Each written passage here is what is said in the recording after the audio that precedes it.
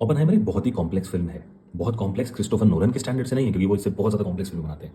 But मैंने इसे 2 दिन में 2 बार देखा और मुझे लगा कि ये फिल्म लोगों को अगर समझ नहीं आती है, तो क्यों ना इसे एक लीनियर टाइमलाइन में समझाया जाए। क्योंकि फिल्म में 3 डिफरेंट टाइमलाइन्स पैरेलल में चल रही होती हैं और कई बार लोग कन्फ्यूज़ हो जाते हैं कि किस टाइमलाइन में क्या हुआ था।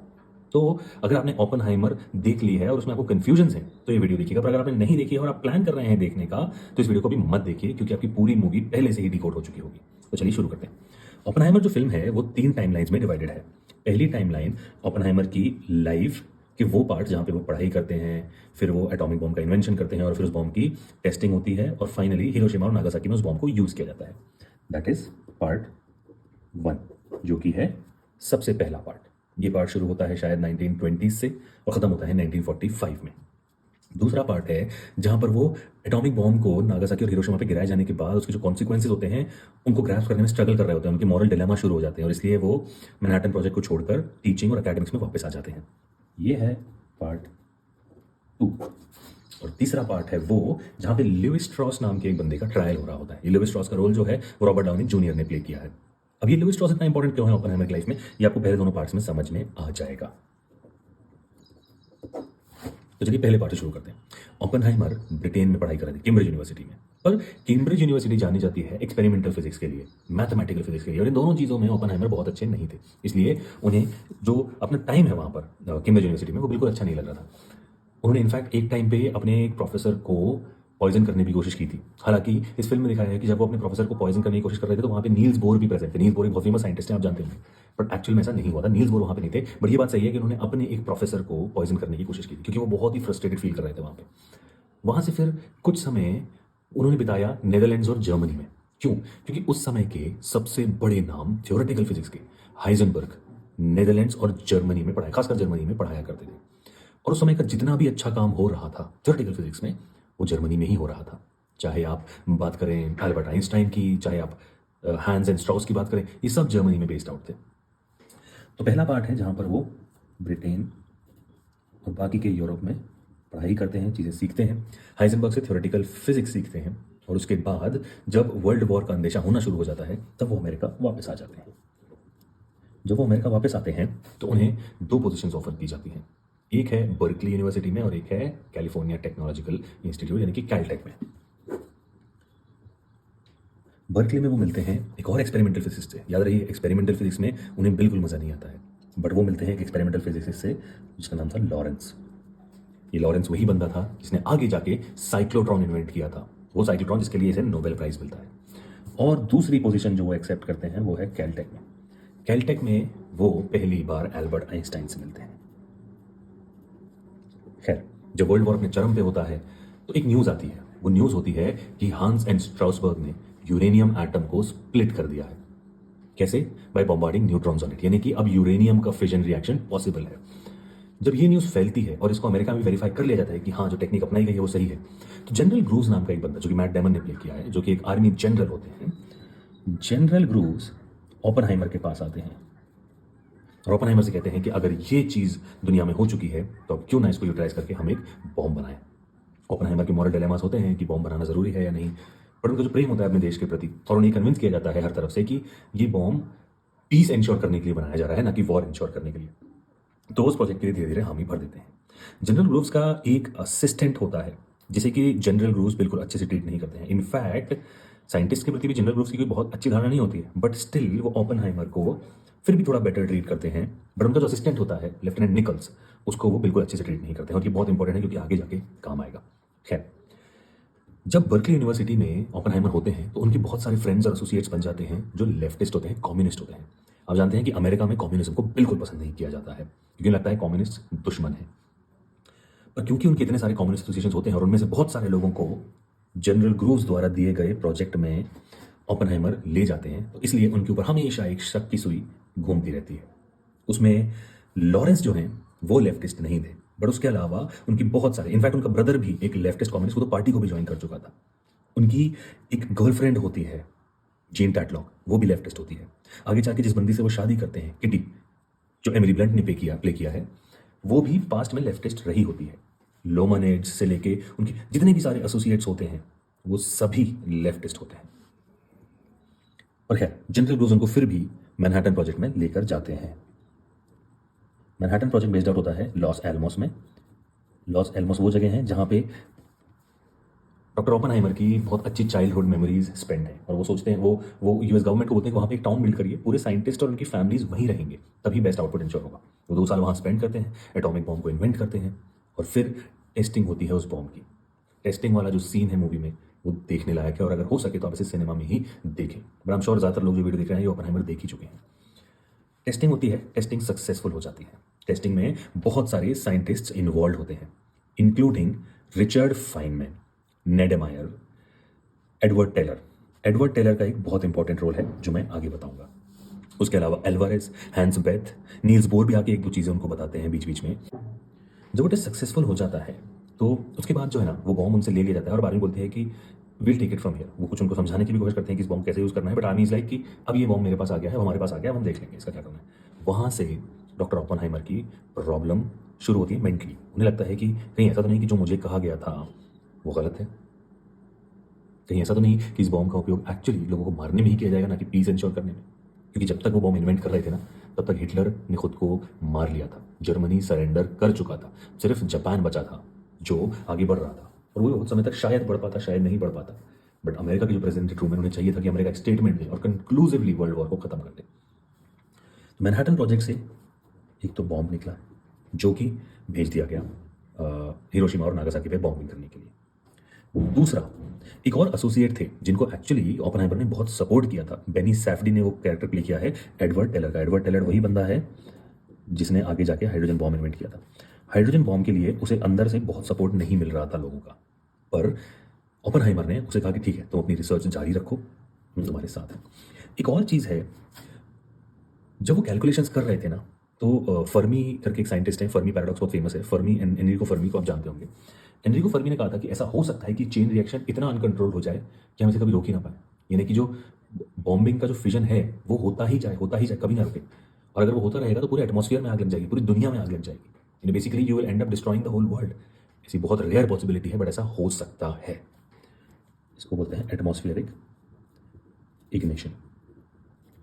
इसी बात को लेकर, इसी कैलकुलेशंस को लेकर मूवी में दिखाया गया है कि डॉक्टर ओपनहाइमर बीच में एक बार फिर आइंस्टाइन से मिलने जाते हैं, और आइंस्टाइन से पूछते हैं कि क्या ये कैलकुलेशन सही है, क्या ऐसा हो सकता है।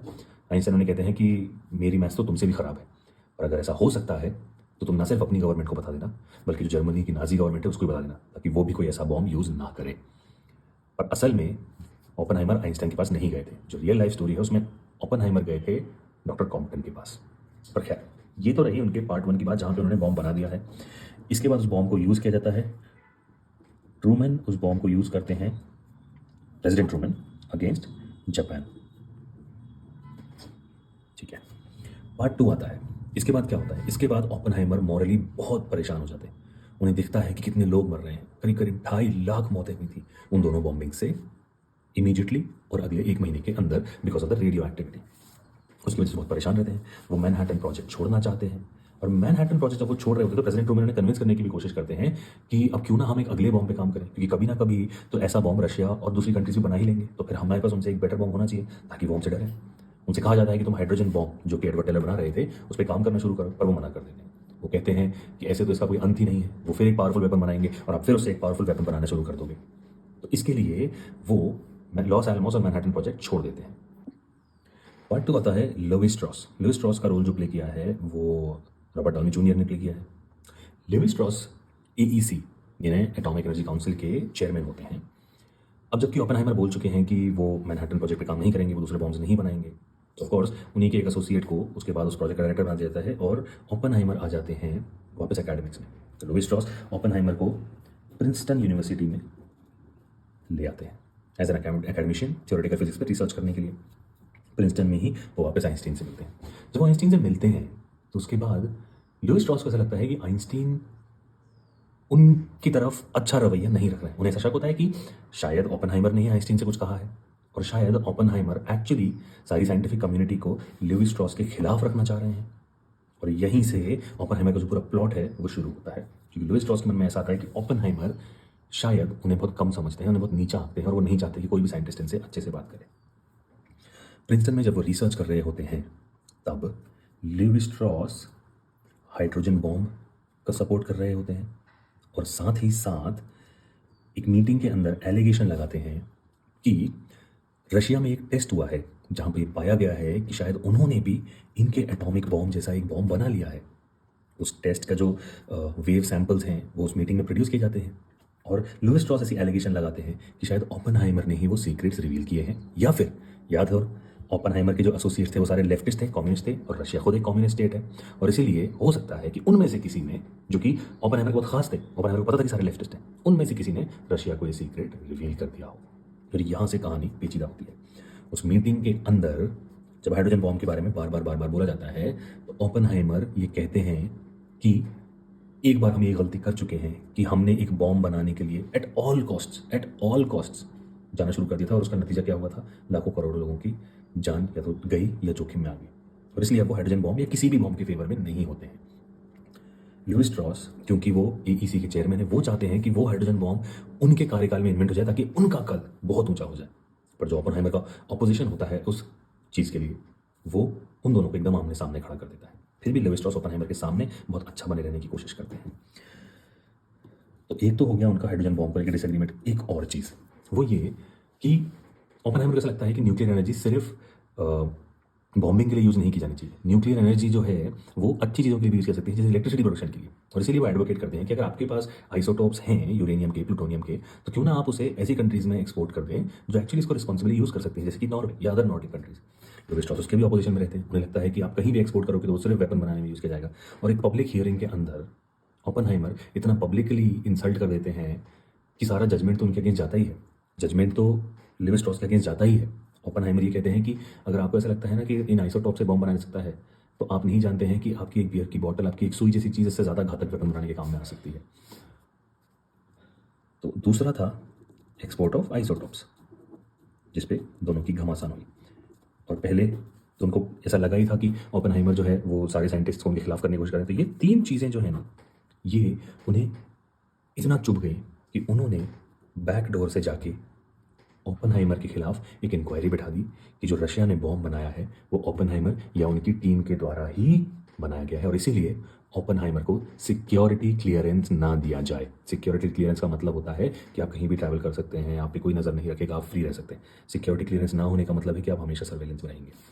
तो ओपेनहाइमर के ऊपर एक ट्रायल नहीं चलता है, बट एक काइंड ऑफ इंक्वायरी बैठती है एक छोटे से रूम में, जहाँ पे उनके सारे एसोसिएट्स को बुलाया जाता है ये सर्टेन करने के लिए कि उनको सिक्योरिटी क्लियरेंस दिया जाए कि नहीं दिया जाए।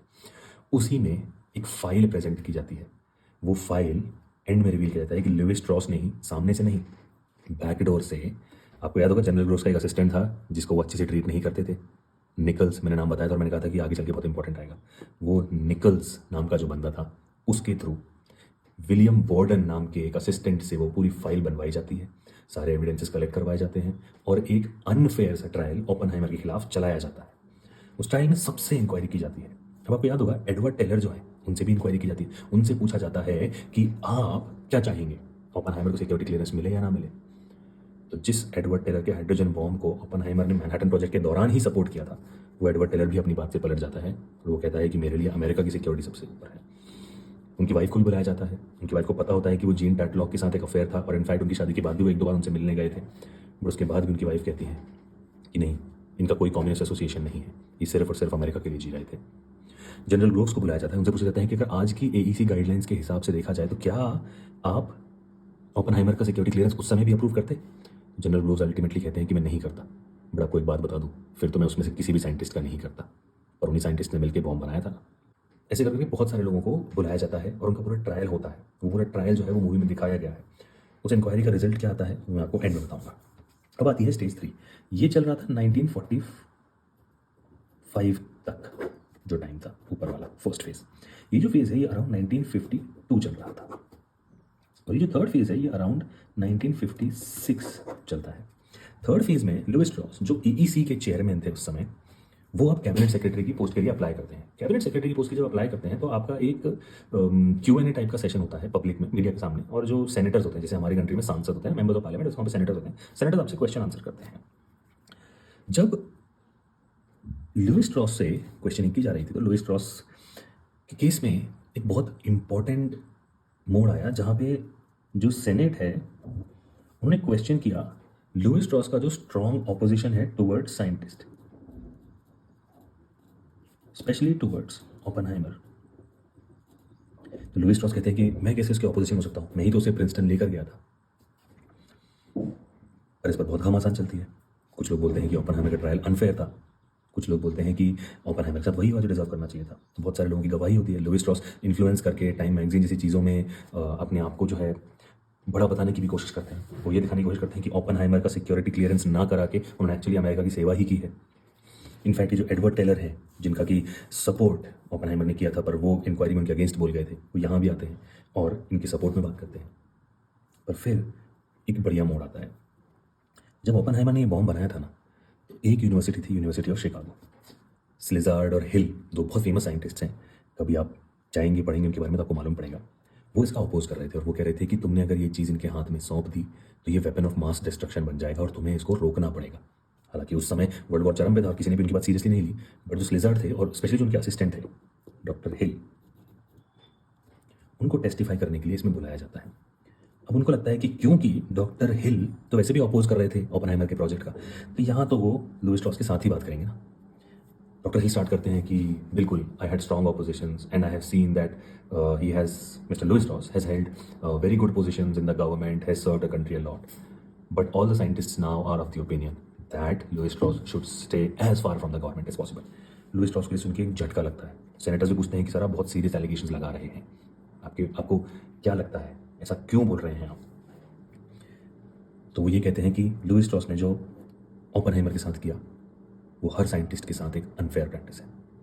वो किसी भी साइंटिस्ट को इससे गुजरने की नौबत नहीं आनी चाहिए। लुईस स्ट्रॉस जैसा आदमी अगर किसी साइंटिस्ट, किसी इतने बड़े ब्रेन के साथ ये कर सकता है तो वो किसी भी इन्फ्लुएंशियल पोजीशन में होने लायक नहीं है। डॉक्टर हिल, जिनका कि ऑपोजिशन था इस पूरे प्रोजेक्ट को लेकर जो ओपनहाइमर ने किया था, फिर भी वो साइंस के साथ खड़े हुए। उन्होंने कहा कि मैं बहुत चीज़ों पे डॉक्टर ओपनहाइमर से डिसएग्री करता हूँ, बट अल्टीमेटली वो साइंस की सेवा कर रहे थे। उन्होंने कोई वेपन ऑफ मास डिस्ट्रक्शन नहीं बनाया, उन्होंने एक थ्योरी और एक एक्सपेरिमेंट इन्वेंट किया था। अगर किसी ने उसका गलत यूज़ किया है तो वो अमेरिका, उसकी गवर्नमेंट ने, उसकी आर्मी ने यूज़ किया है। डॉक्टर ओपनहाइमर ने कुछ गलत नहीं किया है। और डॉक्टर हिल की टेस्टिमनी की वजह से लुईस स्ट्रॉस का जो कैबिनेट सेक्रेटरी बनने का सपना है वो टूट जाता है। और जो इंक्वायरी ओपनहाइमर के ऊपर चल रही थी उनके सिक्योरिटी क्लियरेंस के लिए, उसमें भी यही होता है। ओपनहाइमर से कहा जाता है कि हमें ये डाउट नहीं है कि आप अमेरिका के लॉयल सिटीजन नहीं हैं, बट आपके कुछ एक्शंस ऐसे हैं जिनसे अमेरिका को सिक्योरिटी रिस्क हो सकती है और इसलिए हम आपको भी सिक्योरिटी क्लियरेंस नहीं दे सकते। इन दोनों चीज़ों में एक खास बात थी, दोनों चीज़ें कोर्ट में नहीं हुई थी। ये ऐसी हियरिंग थी जो एक कमेटी, एक अपॉइंटेड कमेटी कर रही थी और इसलिए इसमें कुछ भी प्रूफ करने का बर्डन नहीं होता है। आपको अगर इनफ डाउट भी है तो भी आप डिनाई कर सकते हैं, because this is not a conviction, this is not a prosecution, this is just a denial which doesn't require any proof. तो अल्टीमेटली डॉक्टर ओपनहाइमर को उनका सिक्योरिटी क्लियरेंस नहीं मिलता है, बट लुईस स्ट्रॉस की पूरी इज्जत तार तार हो जाती है और उन्हें कोई भी पद कैबिनेट में नहीं मिलता। अल्टीमेटली मूवी के एंड में दिखाया जाता है कि जो डॉक्टर ओपनहाइमर हैं उनको हाईएस्ट सिविलियन ऑनर अवार्ड किया जाता है। जो उनके साथी थे और एडवर्ड टेलर जैसे लोग जिन्होंने उनकी पीठ में छुरा मारा था, वो भी उस सब में आते हैं, उन्हें वाहवाही देने की कोशिश करते हैं, पर हालांकि उनकी वाइफ कभी माफ़ नहीं कर पाती ऐसे लोगों को।